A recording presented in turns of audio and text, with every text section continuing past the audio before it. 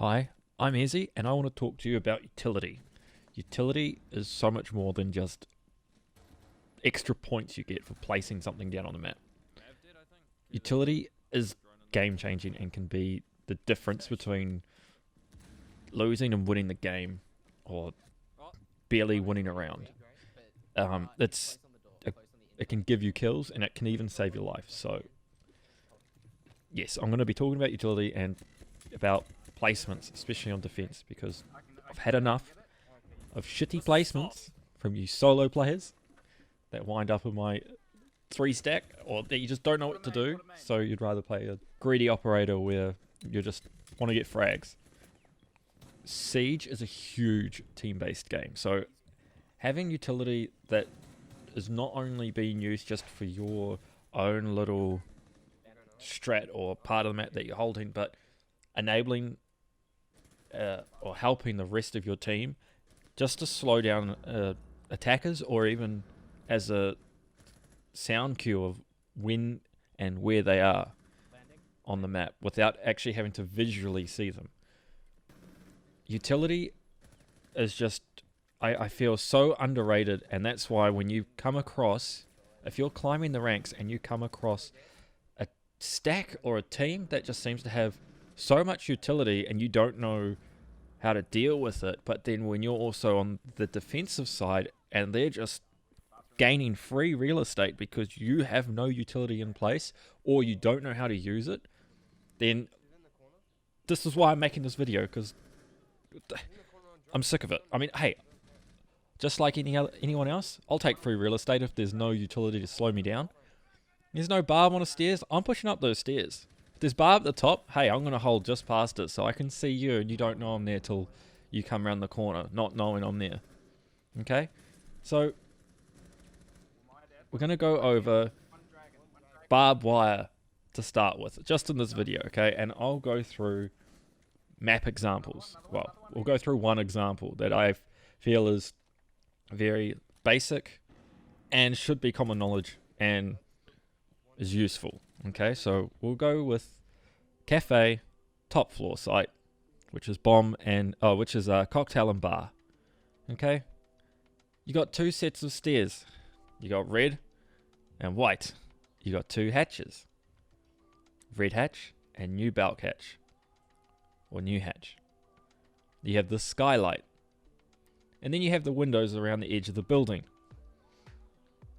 So the attackers can come from either the 2 hatches, the 2 sets of stairs, the skylight, or the windows.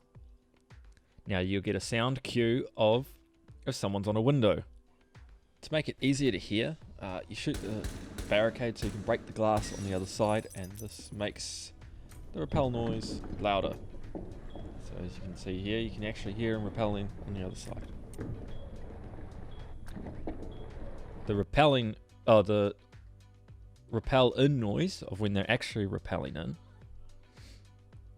You can hear them when they're on the roof, so that's around the hatches and the skylight. You can hear them open the hatches, and then you can also hear them when they drop the hatches, or they bolt the skylight. These are all sound cues. So we have covered most of the site, apart from the stairs.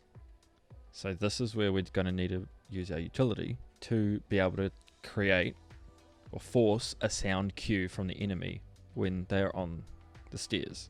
Because the last thing you want is to be holding pixel and dying to white, because you don't know someone's there.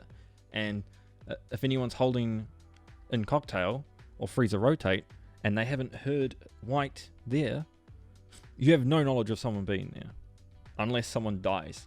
And unfortunately, if you're on pixel, you're most likely the first person to die to it, okay? So, we're using Barb, right?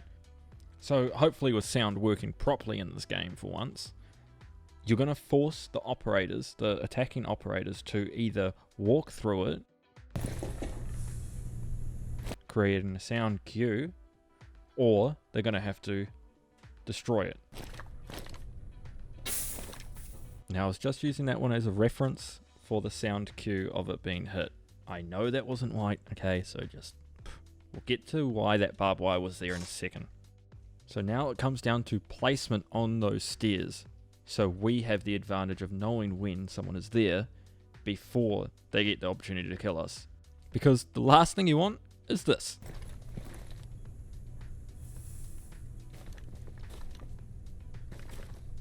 That sledge had so much more time to kill me than I did to react to him being there. And that's because the barbed wire was placed in the wrong spot. So we're going to go through placement and get it sorted to save you or your teammate who's holding Pixel, who needs to worry about piano and cigar shop and lounge more than white stairs. So the barb can be placed anywhere on this landing down these stairs, okay? So from base there up to and on the landing. Any higher than that, they can peek over without being heard on the from hitting the barbed wire and kill anyone who's holding Pixel. So that's why those upper side of the stairs past that platform, it's just no, okay? So lower platform down, that's pretty much the rule. And then the other barbed wire, anywhere in that tight area of cigar. So they're either going to have to cross through it to get to you if they're pushing lounge, or you put it right on the door. They're going to melee it, it's no matter what, but it gives you the sound cue that they're going to try and start pushing soon. So that's what we're going for. Anywhere within this area, okay? So again, it's just outside the door. It's going to give you a sound cue because they're either going to have to take it out. It's wasting time, right? Because in Siege, you can win games and rounds with no deaths, right? Let's say it's 5v5 still, 10 seconds on the clock. The attackers can't get the diffuser down because they've just wasted too much time getting into sight. You've won, and no one's died.